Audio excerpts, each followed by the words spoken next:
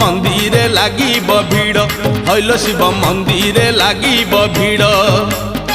पहिली दर्शन पहिली घर्षण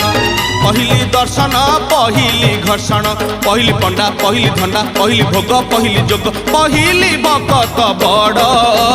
राति पाहिले पाहिले राति पाहिले जागर शिव मंदिर लागिब भीड़ हईल शिव मंदिर लागिब भीड़।